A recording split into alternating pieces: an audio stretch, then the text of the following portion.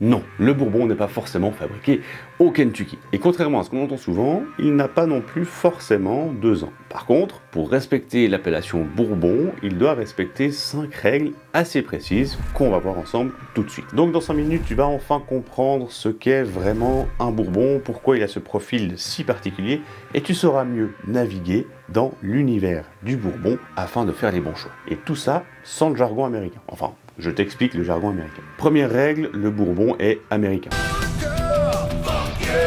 Il n'est pas du Kentucky. Pas forcément.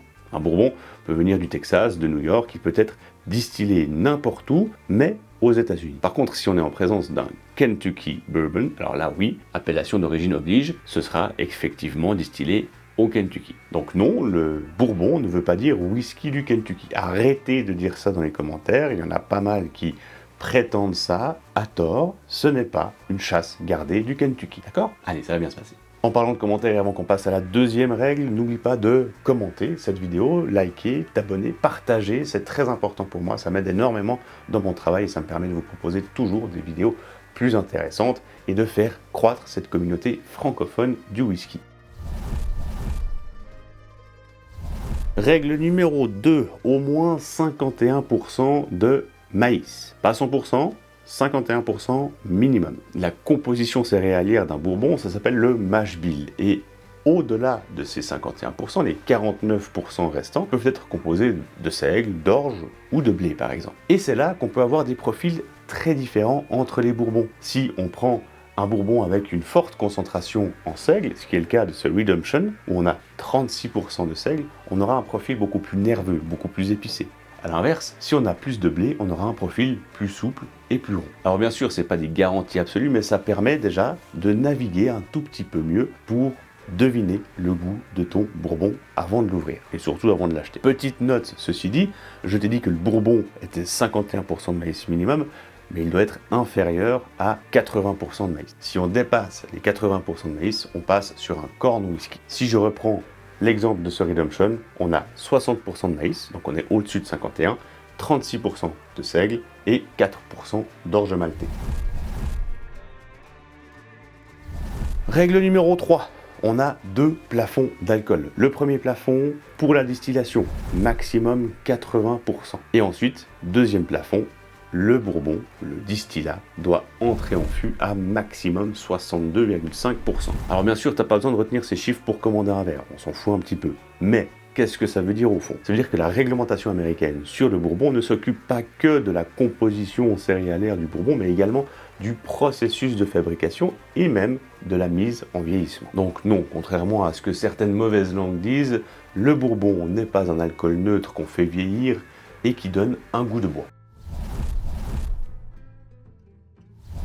Règle numéro 4, le fût de chêne neuf brûlé. Et c'est très important. Neuf, ça veut dire qu'il n'a contenu aucun autre produit avant. Aucun alcool, rien du tout. Il est tout vierge. Et brûlé signifie qu'il a été carbonisé à l'intérieur avant le remplissage. C'est ce qui va lui donner d'ailleurs une grande partie de son goût et de sa couleur. Et là, on touche à une énorme différence avec le whisky écossais qui, jusqu'à il n'y a pas très longtemps, interdisait l'utilisation des fûts neufs pour le vieillissement du whisky écossais. Les Scotch Whisky Regulations ont autorisé récemment cette utilisation, mais elle est encore assez peu répandue. Et d'ailleurs, si tu veux comprendre la raison historique qui fait que les États-Unis ont demandé à ce que ça soit vieilli dans des fûts de chêne neufs, eh bien, abonne-toi à la chaîne, une vidéo sur ce sujet est en préparation. Et vraiment, la raison est surprenante et très américaine. Alors, ce bois neuf brûlé va nous permettre d'avoir ce caractère épicé, cette vanille, ce côté doucereux, caramel, voire même noix de coco parfois. Et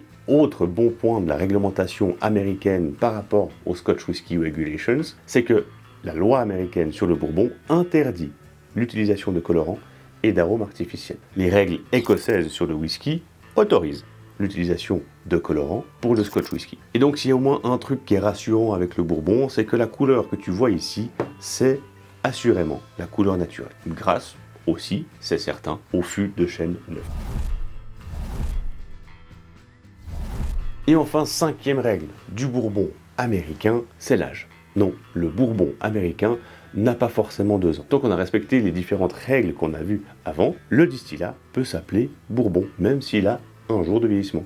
Alors il sera tout transparent, ce sera nul, hein, mais ça se peut. En revanche, si on a la mention de Straight Bourbon, on a au moins 2 ans de vieillissement. C'est un petit indicateur qui te dit que voilà, le bourbon a quand même vieilli un certain temps dans un fût et ça implique certaines choses sur le goût. Ça ne peut pas forcément dire qu'il est bon, mais il a passé 2 ans dans un fût. Petite subtilité supplémentaire, si le bourbon a moins de 4 ans, il y a l'obligation de l'indiquer sur l'étiquette. Du Russell's, qui est un très bon exemple parce que c'est un bourbon 10 ans où ils ont noté l'âge, mais on retrouve quand même l'appellation Straight Bourbon. Donc plus que 2 ans. 10 ans, c'est plus que 2 ans si jamais. 2-3 petits appuis de maths, t'as besoin, appelle-moi. Et enfin, comme tout whisky vendu aux États-Unis, et un peu partout dans le monde d'ailleurs, c'est minimum 40% d'alcool. Si tu veux apprendre à complètement décrypter une étiquette, abonne-toi à la chaîne.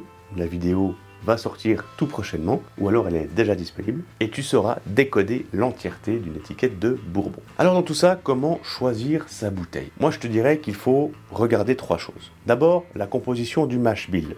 Quelle composition céréalière on a? Est-ce qu'on a plus de seigle? Est-ce qu'on a plus de blé?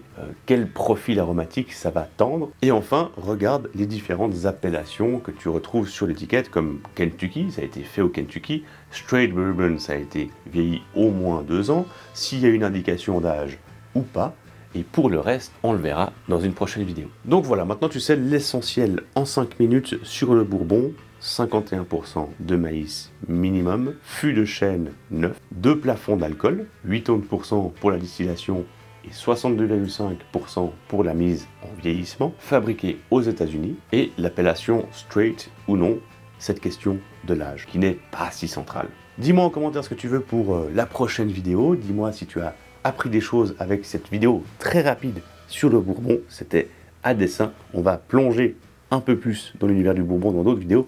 Alors abonne-toi, merci de l'avoir regardé et on se dit à très vite.